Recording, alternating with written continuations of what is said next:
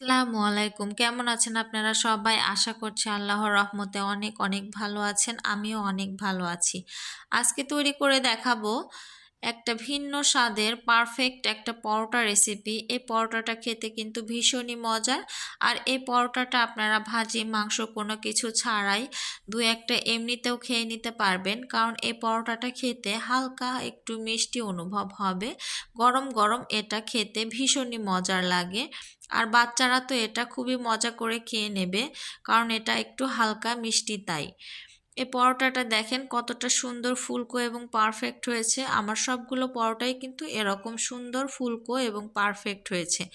এই পারফেক্ট একটা পরোটার রেসিপি পেতে হলে ভিডিওটি প্রথম থেকে শেষ পর্যন্ত কিন্তু না টেনে দেখতে হবে।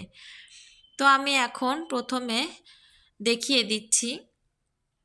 আমি এখানে একটা বাটি নিয়ে নিয়েছি, আমি এখানে আটা নিয়ে নিব।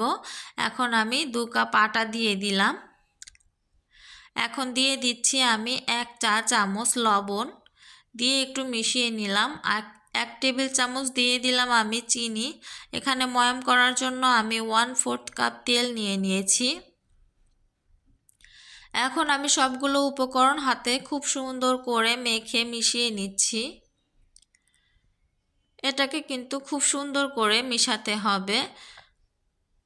আর ময়াম করাটা যতটা ভালো হবে পরোটাটা ততটাই ভালো হবে। আপনার ময়াম করাটা ভালো না হলে কিন্তু পরোটা ভালো হবে না। আমি খুব সুন্দর করে আমি মেখে নিচ্ছি। আমি সামান্য একটু তেল রেখে দিলাম। এটা আমি যখন আটাটা মেখে নেব উপর দিয়ে ছড়িয়ে দিয়ে আটাকে রেস্টে রেখে দেব। আমি নিয়ে নিলাম একটা ডিম, এটাও আমি আটার সঙ্গে খুব সুন্দর করে মেখে নিচ্ছি।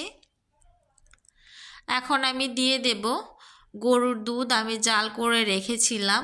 এটা কিন্তু ঠান্ডা দুধ, এটা কিন্তু গরম না। আমি এটা দিয়ে একটু একটু করে দিয়ে আমি এখন ডোটা রেডি করে নেব। দুধটা কিন্তু আমার পুরোটাই লাগবে না, সামান্য অল্প একটু লাগবে, 1/2 কাপের মতো। তো আমি দেখেন এভাবে করে মেখে নিচ্ছি। ডিম দেওয়ার কারণে এটা কিন্তু একটু আঠালো মনে হবে। দেখেন এতটুকু দুধ আমার বেঁচে গিয়েছে। আমি একটু আটা ছড়িয়ে এটাকে আবারও খুব সুন্দর করে মেখে নিচ্ছি। মাখাতে মাখাতে দেখবেন বাটিটা এক পর্যায়ে ক্লিন হয়ে যাবে। তখন মনে করবেন যে আপনার মাখানোটা হয়ে গিয়েছে।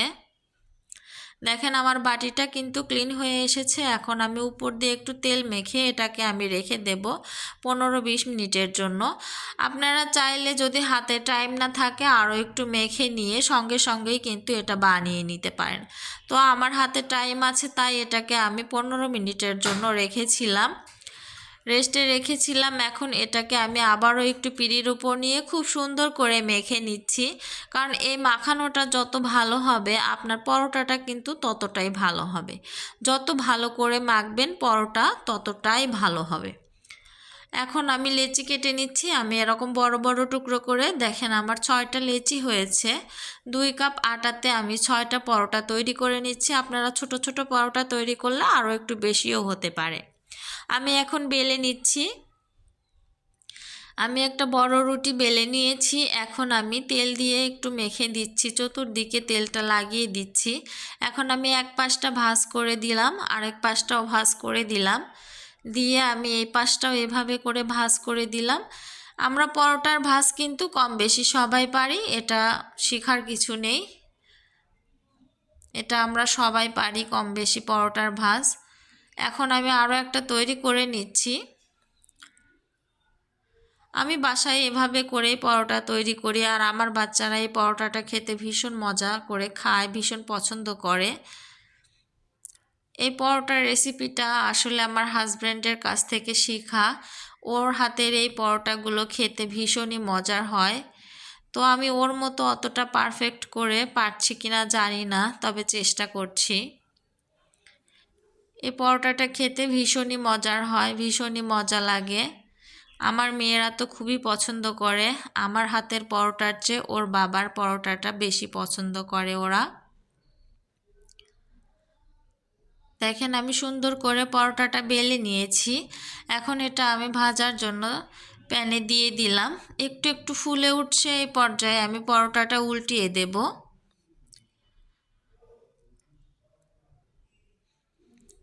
এখন আমি পরোটাগুলো উল্টিয়ে দিচ্ছি। উল্টে পাল্টে এটা খুব সুন্দর করে লালচে কালার করে আমি ভেজে নেব। আমি একটু ঘি দিয়ে দিচ্ছি। এই পরোটাটা যখন খাবেন কখনো ঘিয়ের টেস্ট পাবেন, ফ্লেভার পাবেন, আবার তেল দিয়ে ভাজা হয়েছে সেটাও মনে হবে। তো ঘি দেওয়ার কারণে এটাতে কিন্তু একটু ঘির স্মেলই বেশি থাকবে। আপনারা চাইলে এখানে পুরো পরোটাটাই ঘি দিয়েও তৈরি করে নিতে পারেন বা ভেজে নিতে পারেন পুরো ঘি দিয়ে পরোটাগুলো। তো আমি পুরোটা ঘি দিচ্ছি না, আমি একটু তেলের মধ্যে 1 চা চামচ ঘি এখানে দিয়ে দিলাম। সবগুলো পরোটার মধ্যে হালকা একটু ঘির ফ্লেভারও আসবে। আমি এখন তেল ঝরিয়ে উঠিয়ে নেব। দেখেন সুন্দর লালচে কালার করে আমি কিন্তু উঠিয়ে নিয়েছি।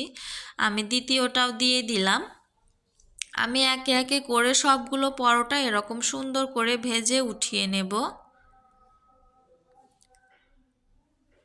দেখেন কত সুন্দর পারফেক্ট হয়েছে। আমার সবগুলো পরোটা কিন্তু খুবই সুন্দরভাবে ফুলেছে। দেখতে পাচ্ছেন পরোটাগুলো কতটা সুন্দর হয়েছে, খেতেও কিন্তু বেশ ভালো হয়েছিল। তো আপনারা বাসায় একবার হলেও এই রেসিপিটি ফলো করে তৈরি করবেন, তাহলে দেখতে পারবেন পরোটাগুলো কেমন সুন্দর হয় বা কতটা মজার হয়। তো ভিডিওটি ভালো লাগলে অবশ্যই একটা লাইক করে দিয়েন প্লিজ, আর সাবস্ক্রাইব করে দিয়েন, আর বেল বাটন পাশে থাকা বেল বাটনটা প্রেস করে দিন। নতুন নতুন ভিডিও ছাড়ার সঙ্গে সঙ্গে নোটিফিকেশন পৌঁছে যাবে আপনাদের কাছে। আপনারা যে যেখানে আছেন ভালো থাকবেন, সুস্থ থাকবেন। আমার এই ভিডিওটি বেশি বেশি শেয়ার করে দিয়েন। ভালো থাকবেন। আল্লাহ হাফেজ।